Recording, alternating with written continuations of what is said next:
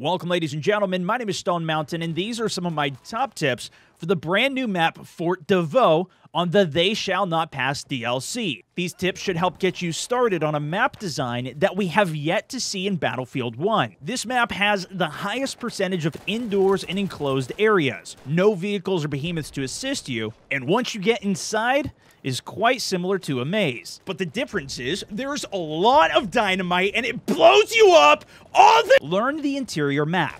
Because there's so much gun-on-gun or explosive-based combat, it's twice as important to know where the major choke points are to throw some dynamite, or where they could potentially be hiding behind so you know where to already be aimed down sight looking at. To help you with this, I highly recommend you go into settings, increase your minimap zoom size to about 130 to 140% to give you a larger minimap, as well as increase your on-foot zoom radius to about 200 to 300, which will give you a larger picture of what's going on around you. This also leads me into my second tip: take a different route. You'll notice that there is quite a herd mentality after you capture an objective for everybody to run as a group to the next one. If one of your teammates gets spotted and enemies are looking for them and you happen to be next to them, you could end up being a free additional kill on that enemy flanking or somebody tossing that dynamite over at them. Especially on Conquest, you'll see that all the objectives are set up in a very circular shape. There's plenty of opportunities to take different routes to get you to any of the objectives. This could give you a free capture on an empty objective or just give you a great spawn point for your squad. For game modes like Rush, Operation, and even now Frontlines, this will give you the best opportunity to get that world's best clip of the week top plays flank route. Although this will still be a very difficult task if all the entry routes are being defended.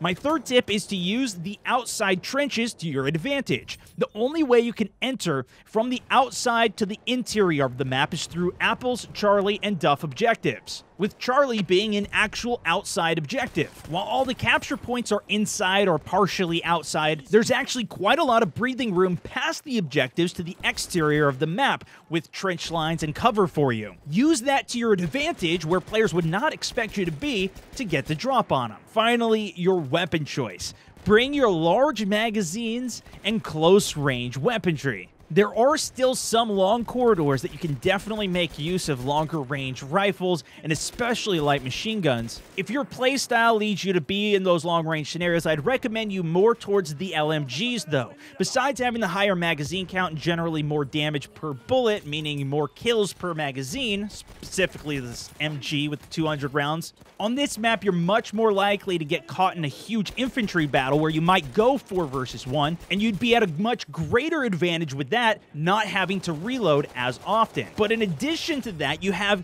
your ammo crates, which means more incendiary and gas grenades to drop and cut off choke points with, plus it resupplies all your assaults who are going to be dropping the C4, which if you find yourself constantly in close range fights, which I think you will more often than not on this map, especially on the interior, you'll have a huge advantage being able to one-shot somebody with a shotgun or rip them apart with a fast-firing SMG. While your KD is very hard to save on this map with the amount of explosions and how close range everything is, hopefully these tips will give you the advantage on this new map. For even more Battlefield 1 content from myself, including the #1 top play show, head over to my YouTube and Facebook page at SwagMountain 64. Thanks so much for watching, and I'll see you soon.